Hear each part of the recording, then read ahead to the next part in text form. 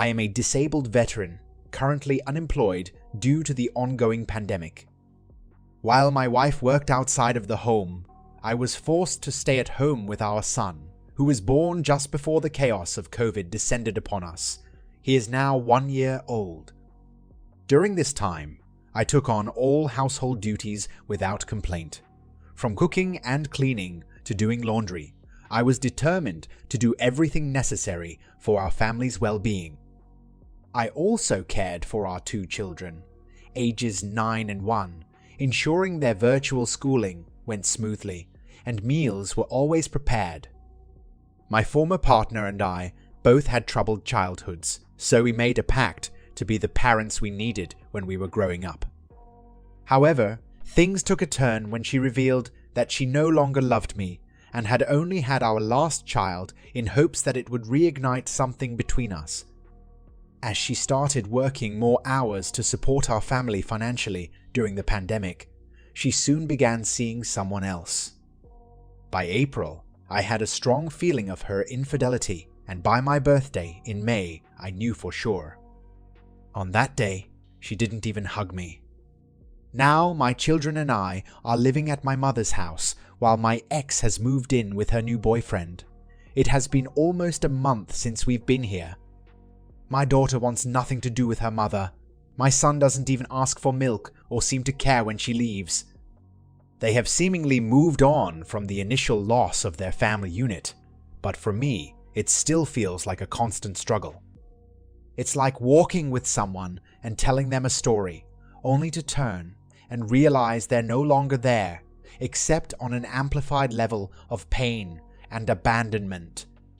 14 years of investment and effort wasted. Despite my heartache, I continue to focus on my children and push forward. I have taken the opportunity to work on myself and have even achieved a personal goal of losing weight, finally reaching under 200 pounds for the first time in years. My motivation comes from being the best father possible for my kids. Thank you all for allowing me this space to share and vent. Update number 1. 2 months ago, on what I now refer to as my D-Day, my wife abruptly left me and our children behind. She had chosen to run off with a co-worker, leaving us all in shock and disbelief.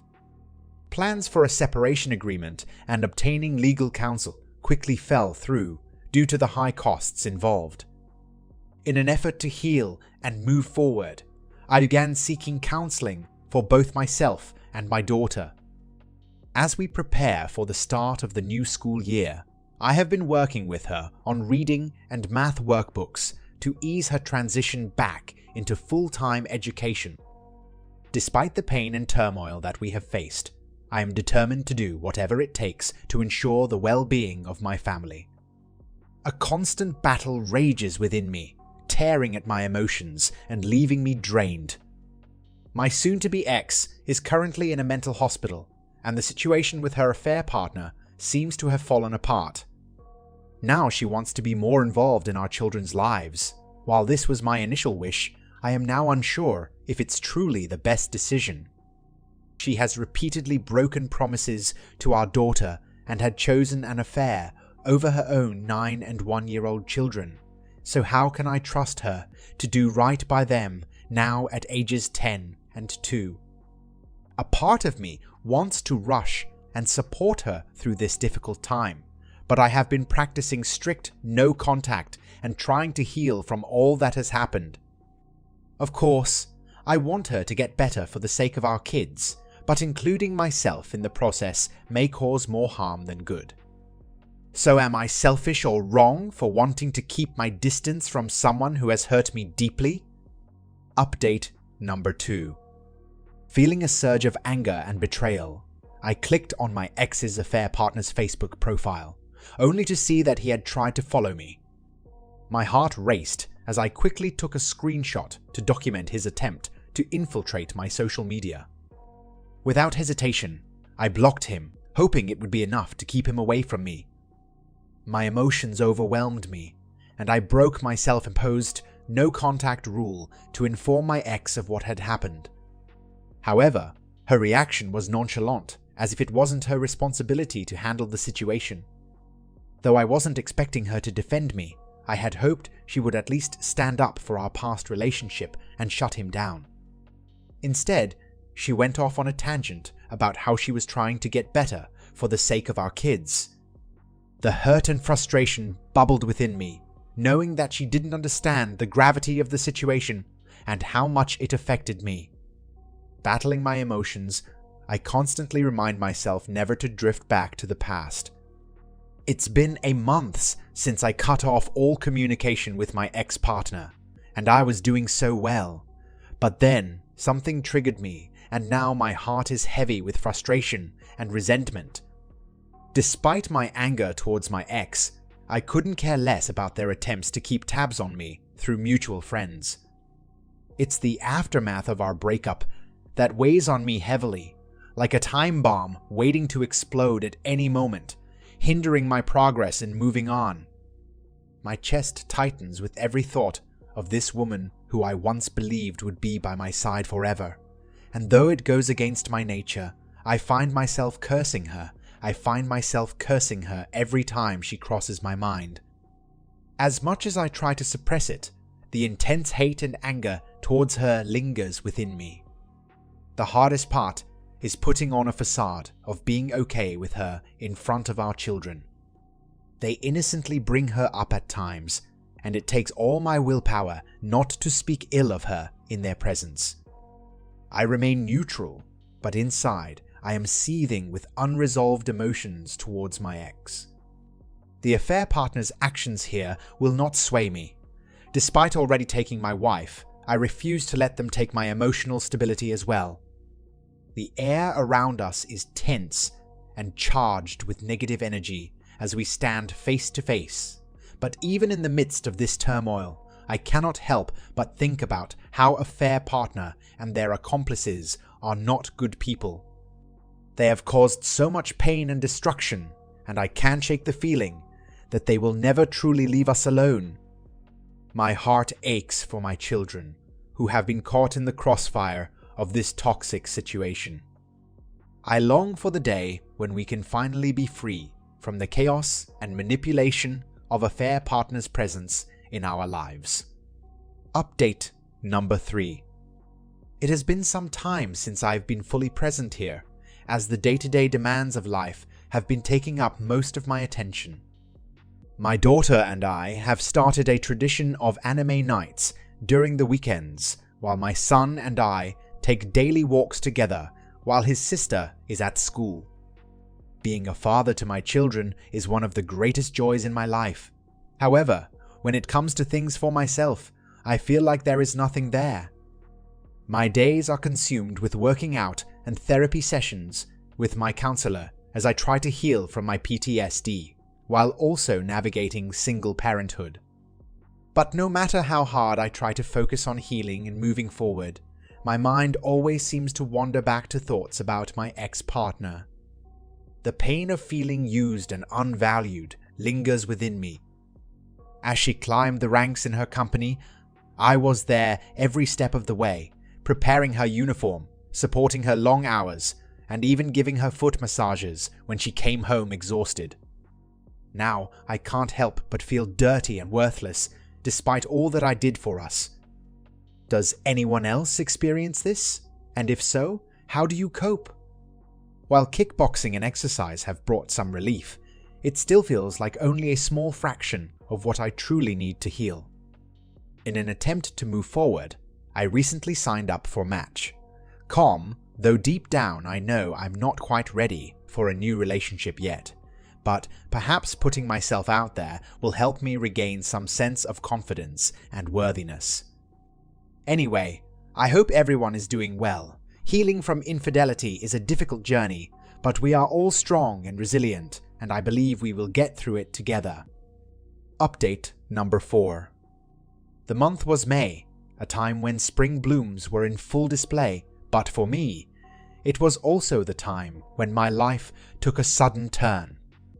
My ex-girlfriend, the mother of my daughter, had reached out to me and revealed her suicidal thoughts. This came after months of silence from our daughter, who had refused to speak to her mother. The weight of guilt and concern weighed heavily on me as I tried to navigate this delicate situation. But things only got more complicated when a sheriff's deputy called and informed me that my wife was not allowed to own a firearm and I needed to turn hers in. As I grappled with this information, I couldn't help but wonder if there was still hope for us to reconcile. Was I naive to entertain this idea? Despite the turmoil and confusion, I unblocked her number and we began texting again. It felt like stepping into a minefield, unsure of what each message would bring, but I couldn't ignore someone who had expressed such desperation and pain. Our conversations continued, filled with tension and uncertainty, yet still tinged with the love that once bound us together. My mind swirls with conflicting thoughts as I try to make sense of the situation. My ex-wife is using our children as an excuse to spend time with her boyfriend, but I can't trust her words. The possibility of taking her back has crossed my mind, but only if she agrees to continue with the divorce and relinquish all custody rights. As we wait for our court date, I can't help but feel that my ex knows she won't fare well in the proceedings. She claims that her family has cut off contact with her, yet I still have a relationship with many of them. She also wants to leave her job where she met her new beau, and I pray that she considers finding employment closer to home. Our evening was spent at a drive-in movie with our kids, during which our daughter's therapist revealed her fear of self-harm. This news made me act quickly. Both my ex and my daughter were struggling, but after the movie, my daughter said, "This is the happiest I've been in a long time." Our youngest child, only 1 year old, was overjoyed to see his mother again. As for me, I'm simply numb from all the emotional turmoil. My experiences on Bumble have been mostly positive, but nothing too serious has come from it. There have been a few connections that I wish I could pursue more seriously, but most people aren't looking to be involved with someone who has 2 kids full-time. And the thought of introducing someone new into my daughter's life, only to potentially have her reject them and cause a breakup, is terrifying. Since our breakup, my life has been moving in a positive direction. I've started therapy and am making progress in regulating my diet. I even picked up Kung Fu as a new hobby. I am constantly growing and evolving as a person.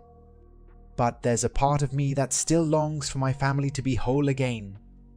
My ex-girlfriend now goes to therapy and takes medication, which gives me hope for reconciliation. I would want us to also go to couples therapy together if we were to get back together. But everything is happening so fast, and I can't help but wonder if I'm being foolish for considering this. What if she is pregnant by this other guy and just wants me to raise his child? It's hard to make sense of all these thoughts swirling in my mind. Any advice or perspective would be greatly appreciated.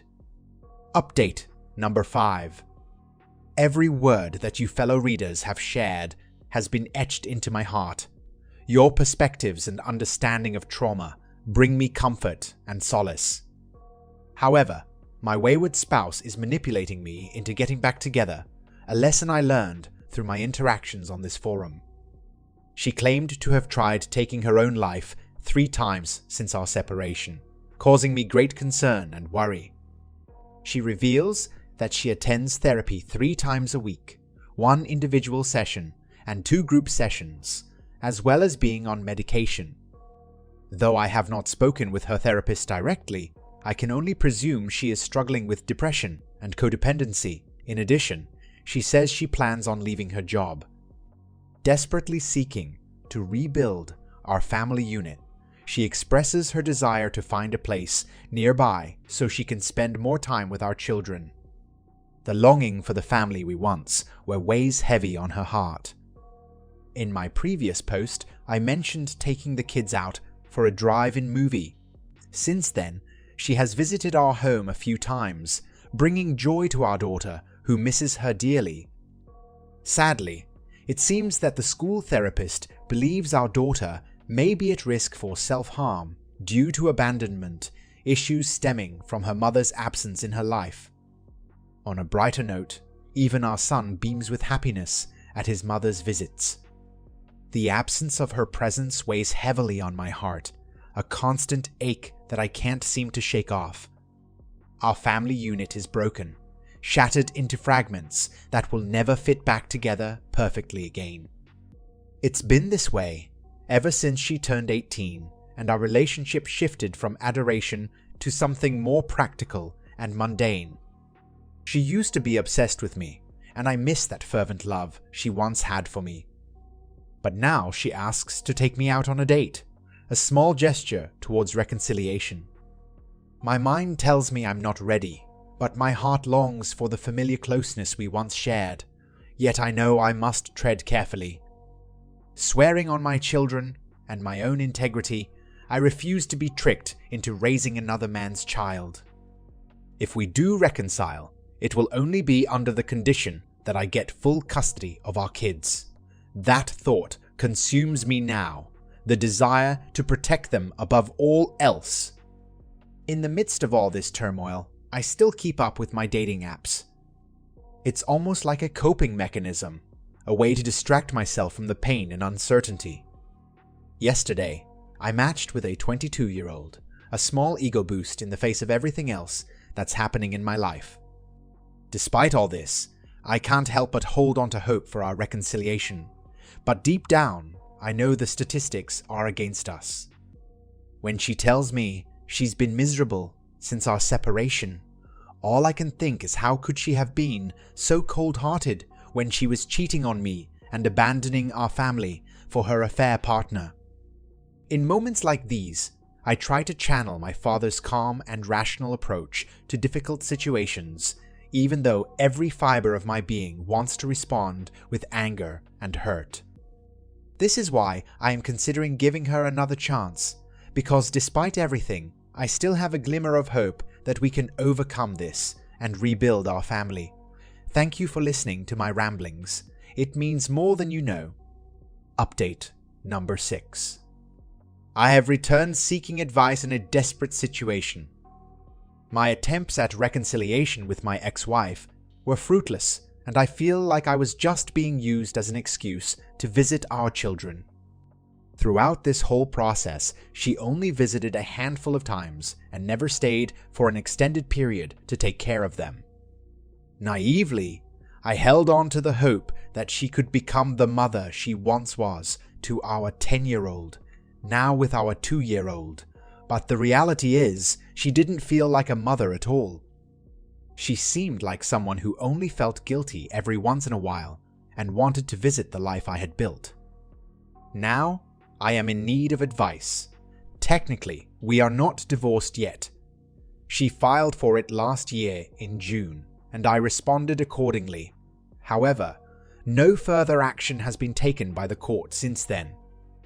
I have waited this long because in my state, after 1 year, the parent who leaves can be charged with abandonment. In my opinion, that is exactly what happened, and I am hoping that both a lawyer and a judge will see it the same way and grant me sole custody. My struggle lies in the fact that my ex is trying to better herself.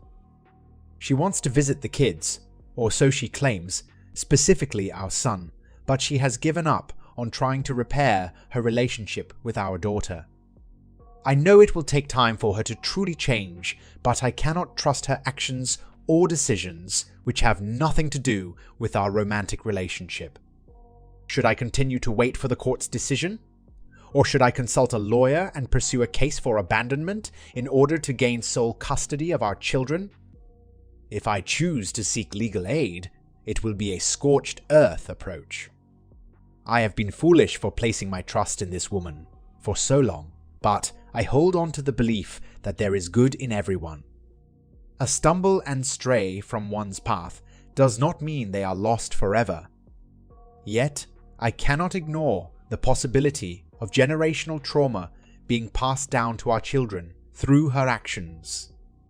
On the home front, things have been going well with my children. Through online counseling provided by my local vet center, I have found ways to manage my PTSD. Unfortunately, my daughter has been struggling immensely with recent events and has started seeing a counselor provided by her school. I check in with him regularly, finding solace in his updates on her progress. The abandonment she experienced at the hands of her mother has left her with depression and thoughts of self-harm, likely stemming from low self-worth. While I do what I can to support her, her counseling sessions seem to be making the most impact. My heart aches for my little boy, who still cries out for his mother at the tender age of 2. He may not fully understand why she is absent from our lives, but I tell him that she is busy at work when he asks.